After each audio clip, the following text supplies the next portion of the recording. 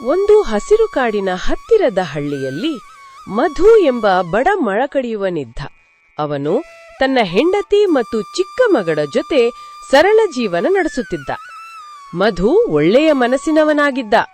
ಕಾಡಿಗೆ ಮರ ಕಡಿಯಲು ಹೋದಾಗ ಯಾವತ್ತೂ ಚಿಕ್ಕ ಗಿಡಗಳನ್ನು ಕಡಿಯುವುದಿಲ್ಲ, ಪ್ರಾಣಿಗಳಿಗೆ ತೊಂದರೆ ಕೊಡೋದಿಲ್ಲ. ಒಂದು ದಿನ ಕಾಡಿನಲ್ಲಿ ಮರ ಕಡಿಯುತ್ತಿರುವಾಗ ಒಂದು ದೊಡ್ಡ ಆನೆಯ ಕಿರುಚಾಟ ಕೇಳಿಸಿತು. ಅಯ್ಯೋ, ಯಾರಾದ್ರೂ ಕಷ್ಟದಲ್ಲಿದ್ದಾರಾ ಎಂದು ಮಧು ಓಡಿದ. ಅಲ್ಲಿ ಒಂದು ದೊಡ್ಡ ಆನೆ ಗುಂಡಿಯಲ್ಲಿ ಬಿದ್ದಿತ್ತು. ಅದರ ಕಾಲಿಗೆ ಗಾಯವಾಗಿತ್ತು. ಆನೆ ನೋವಿನಿಂದ ಕಿರುಚುತ್ತಿತ್ತು. ಅದನ್ನು ನೋಡಿ ಮಧು ಸ್ವಲ್ಪ ಹೆದರಿದ. ನಾನು ಹತ್ತಿರ ಹೋದ್ರೆ ದಾಳಿ ಮಾಡಬಹುದು, ಈಗ ಏನು ಮಾಡೋದು ಎಂದು ಯೋಚಿಸಿದ. ಆದರೆ ಆನೆಯ ಕಣ್ಣಿನಲ್ಲಿ ಭಯ ಮತ್ತು ನೋವು ಕಂಡು ಅವನ ಮನ ಕರಗಿತು. ಬೇಡ, ಹೆದರಬೇಡ, ನಾನು ಸಹಾಯ ಮಾಡ್ತೀನಿ ಎಂದು ಮಧು ನಿಧಾನವಾಗಿ ಮಾತಾಡಿದ.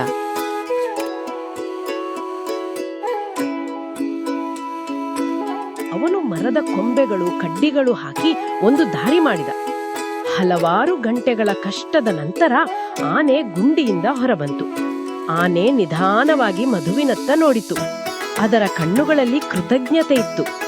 ಅದು ತನ್ನ ಸೊಂಡಲಿನಿಂದ ಮಧುವಿನ ಕೈ ಮುಟ್ಟಿತು.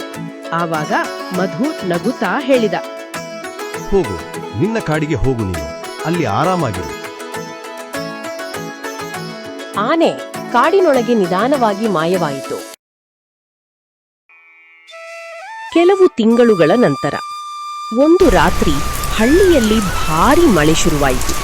ಗುಡುಗು, ಮಿಂಚು, ಗಾಳಿ, ಎಲ್ಲರೂ ಭಯದಿಂದ ಮನೆಗಳಲ್ಲಿ ಕುಳಿತಿದ್ದರು.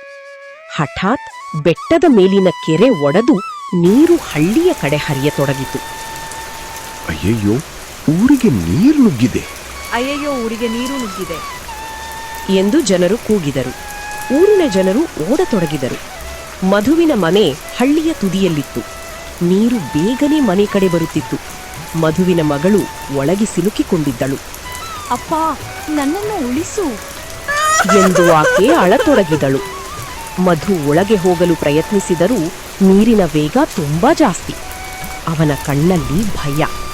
ನನ್ನ ಮಗಳನ್ನು ಹೇಗೆ ಉಳಿಸಲಿ ದೇವರೇ ಎಂದು ಆತ ಕಣ್ಣೀರು ಹಾಕಿದ. ಅಷ್ಟರಲ್ಲಿ ಕಾಡಿನ ಕಡೆಯಿಂದ ಒಂದು ಭಾರೀ ಗರ್ಜನೆ ಕೇಳಿಸಿತು.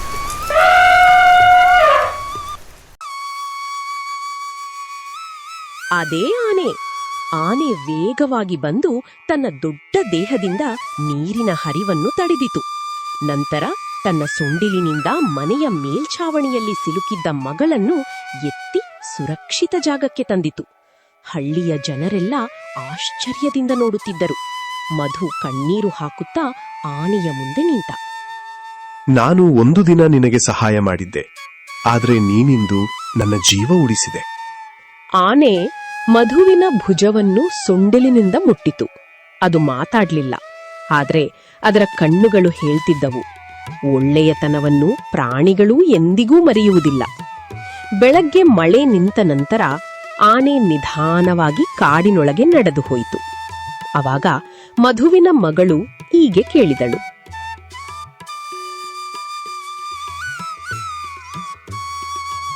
ಅಪ್ಪ, ಆನೆ ಮತ್ತೆ ಬರುತ್ತಾ? ಮಧು ನಗುತ್ತಾ ಈಗೆಂದ, ಒಳ್ಳೆಯತನ ಇರುವ ಜಾಗಕ್ಕೆ ಪ್ರೀತಿ ಯಾವತ್ತೂ ಮರಳಿ ಬರುತ್ತೆ ಮಗಳೇ. ಈ ಕಥೆಯ ನೀತಿ ಏನೆಂದರೆ, ಮಾನವರು ಮಾತ್ರವಲ್ಲ, ಪ್ರಾಣಿಗಳಿಗೂ ಕೃತಜ್ಞತೆ ಮತ್ತು ಪ್ರೀತಿ ಇರುತ್ತದೆ. ನಾವು ಮಾಡುವ ಒಳ್ಳೆಯತನ ಒಂದು ದಿನ ನಮಗೆ ಮರಳಿ ಬರುತ್ತದೆ.